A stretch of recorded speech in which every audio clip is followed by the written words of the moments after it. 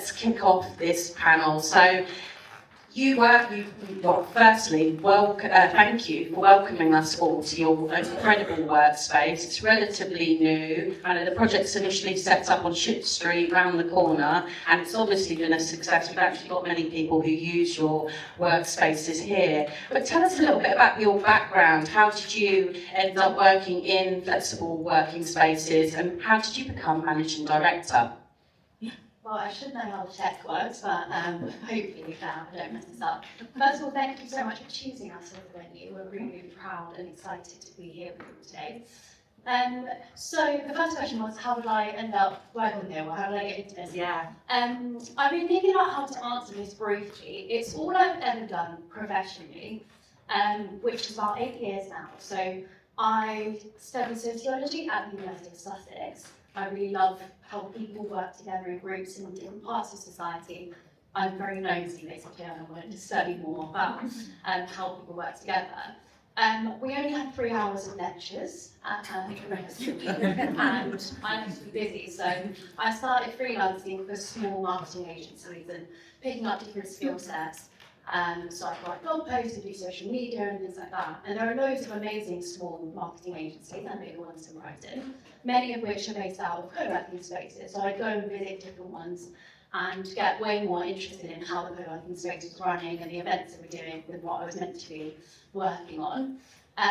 But also I experienced quite a lot of sexism in the workplace, working for the different agencies. And that actually led me to write about women's experiences at work for my dissertation. So I've always felt like there's something that needs to be done there, and I want to be a part of the positive change. When I graduated, there was a job opening for helping launch the first ever co-working members club in the city, which is a project Ship Street. And it felt like a dream come true. So I was very fortunate to be involved in setting up projects. I've been here for about 4 years. I did leave to go and experience other things, and I worked for a national provider, and I learned a lot. Experienced lots of different elements of a business growing, and then I got the opportunity to come back 2 years ago under the role of director. And to be honest, there's no one I'd work for a second time round, but the founder of the project is a true ally and someone that champions me and supports me, and it was an amazing opportunity, so I'm very, very happy to be back.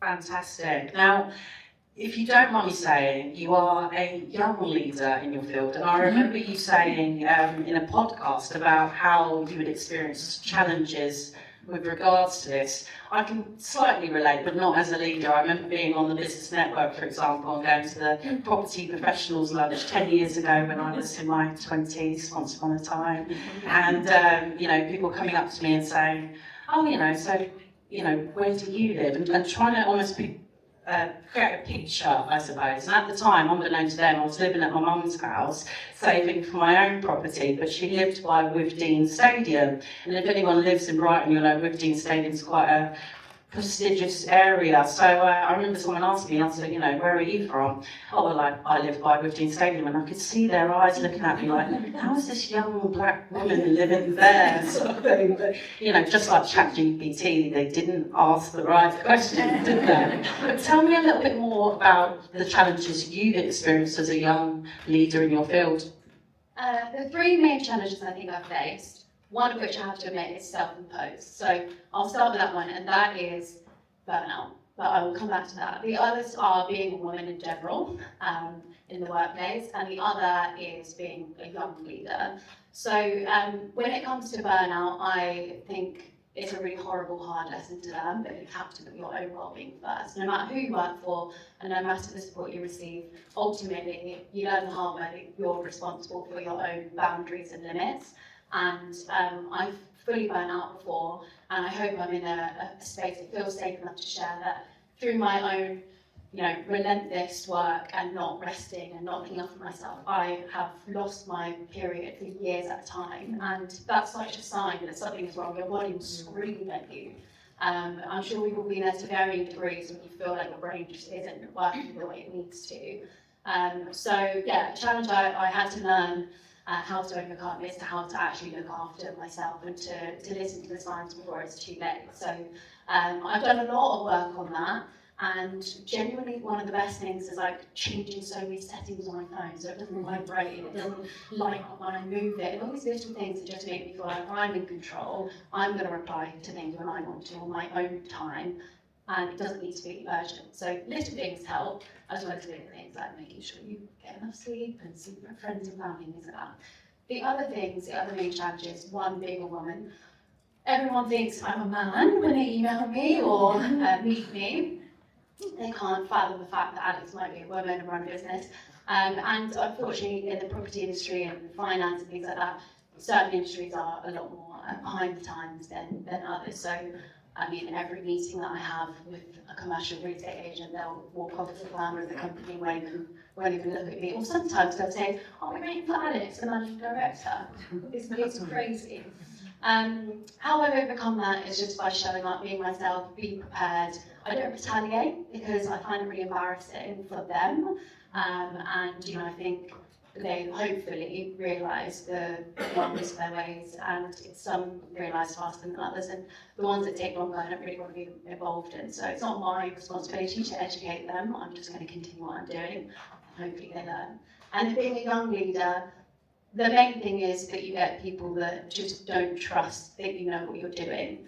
And I've been put forward for promotions, even been doing jobs on somebody else's maternity leave, and then been, in the running for the actual position when the person's come back and had a promotion themselves, and then being told, look, you've been doing a great job, but the people that you'd be managing will be older than you, that would just be really uncomfortable for them.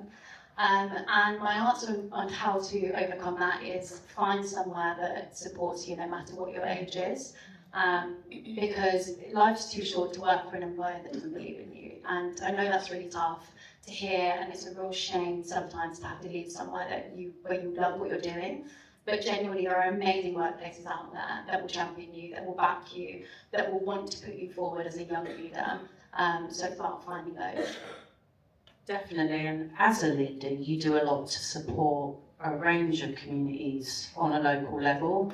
We had our first Black-led carnival in the summer, and the project sponsored that, and I know it was very much to do with that being presented to you. They had Brighton United have a networking event here this week. There's so much going on. I think this might be the second or third Women in Business event. So you do so much for the community. My last question for you, I suppose, is what do you hope your legacy to be in the world of workspaces and career empowerment? For workspaces, I just believe that we need to think outside the box with all of our buildings. What can they be used for? How can they be best utilised? And not just think of this as a place where people come and co-work, but genuinely we've got the most amazing facilities that can do so much for our communities. So yeah, it's about making sure that you build trust within your local community, set the intention to be the most inclusive and inspiring place that you can be. I find so many really beautifully inspiring places really non-inclusive, so I want to change that. And then for career empowerment, I would say don't let anybody tell you that you're not capable of what it is that you want to do. Don't be afraid to make a change, and also don't be afraid to celebrate your own successes, because people want to celebrate them with you. You can feel really cringy doing that. I've written so many LinkedIn posts, I'm like, oh, is this a bit too much? Actually, people want to celebrate you, so if you do that first, they'll learn to do that with you as well, and to do it for themselves. You inspire them to do the same. Definitely, thank you. That's great advice, Alex.